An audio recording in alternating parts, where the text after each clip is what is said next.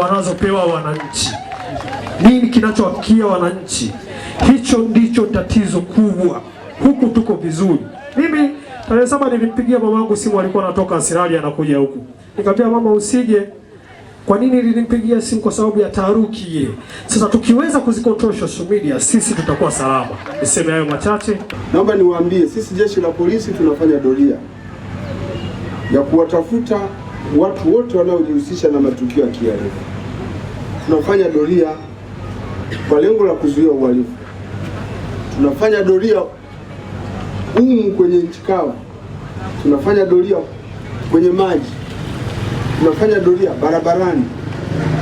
Lakini naomba niwaambie, kupitia wataalamu wetu, kwa sababu jeshi la polisi la sasa uweledi umeongezeka kwa kiasi kikubwa.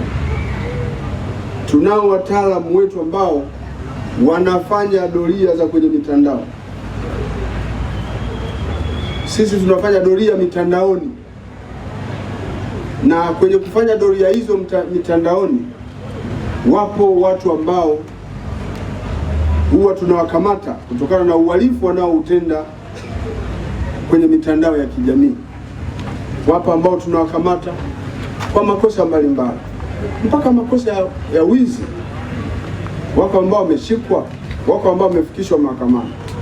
Mimi niseme hivi, asije akafikiri mtu yoyote kwamba ukifanya matendo ya kihalifu kupitia mitandao ya kijamii kwamba kule uko salama.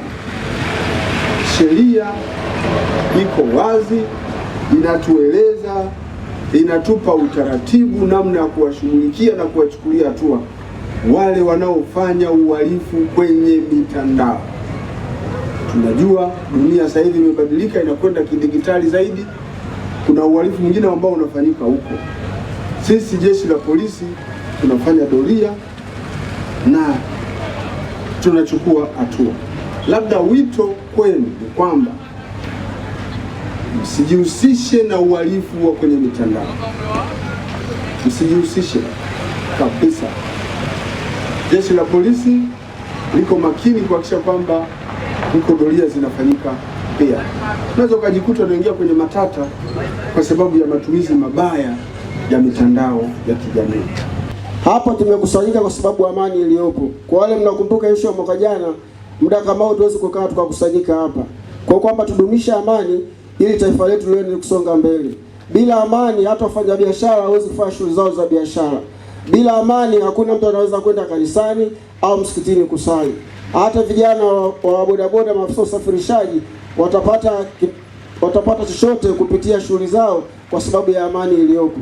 Kwa hiyo ni jukumu letu sisi sote kuhakikisha kwamba tunadumisha amani na usalama uliopo nchini ili jamii iweze baki salama, serikali iweze kusanya kodi katika maeneo mbalimbali ya wafanyabiashara, na kupitia hizo kodi ziweze kuendeleza miradi mbalimbali pamoja na kuweka madawa hospitalini, mashuleni. Vijana wetu wanasoma bure. Kila kata sasa hivi kuna shule. Tuna shule za msingi na sekondari. Mpaka form 6 zipo kwa level ya wilaya. Hii maana yake kijana wako anaweza kasoma bure kuanzia shule ya msingi mpaka form 6. Lakini pia anaweza kwenda chuo kikuu akapata loan board. Yote haya yanaweza kufanyika iwapo jamii nzima itakuwa imedumisha amani. Jambo la mwisho, utii wa sheria bila shuruti. Sisi wananchi tunapaswa tutii sheria bila shuruti. Kwa mfano wenzetu maafisa usafirishaji, unaposimamishwa simama. Na ndio maana katika eneo la usalama barabarani hatutegemei mwananchi yoyote aendeshe chombo vya moto bila kufuata, kujua au kusoma alama za usalama barabarani. Sisi wajibu wetu wa jeshi la polisi ni kusimamia sheria. Na kwa mujibu wa sheria haruhusiwi mtu yoyote kuendesha chombo cha moto kuingia barabarani bila kuwa na leseni. Na ili aweze kuwa na leseni lazima aende kwenye chuo kinachotambulika kisheria, aweze kupata mafunzo na kisa aweze kwenda kupata leseni. Tunafanya hivi ili kizazi kiweze kuwa kisalama, tuweze kupunguza ajali za usalama barabarani. Lakini kamanda, yaliyoendelea tulikengeuka. Naomba radhi kwa tukio la kuchoma kituo cha polisi hapa. Naomba upokee hilo ndugu kamanda wa polisi, kwa sababu hata ulipoalika mkutano huu, baadhi ya wahalifu ikiwa mimi na Lameki tulikuwa tunawaza leo tunaenda kukamatwa. Lakini kwa namna ulivyokuja naamini umetusamehe. Lakini mwisho tunakuomba sana, ombi la wana Usagara ni kumalizia kituo chetu cha polisi cha Class C kilicho kwenye kijiji cha Usagara. Kwa naongea mimi, kipindi Chacha yuko hapa kituoni, kulikuwa kuna msaada mkubwa sana. Mimi nakaa maeneo haya, ikifika ile saa 11 wakina mama wengi wanakimbizwa kuanzia ile saa 10. Na ukiangalia kuanzia saa 9 wanasema kuna ulinzi. Mimi nakuaga hapa masaa yote, nafungaga saa 6 hapo. Unaweza ukashangaa ikifika ile saa 6 wanaanza kuwakimbiza vijana, naamka asubuhi wako kwenye pombe, wako kwenye puru. Hela wanazipatia wapi? Ikifika ile mida ya saa ngapi wanaanza kukimbizana mpaka anapiga kelele, wengine mpaka naonea huruma. Wakina mama wakifika hapo hata wanaofunga wamechelewa. Roho zinakuwa ziko juu. Nilikuwa naomba mheshimiwa, kituo cha dharura kiwepo. Ukiangalia sasa hivi vijana sasa hivi 100% saa 1 wako kwenye pombe.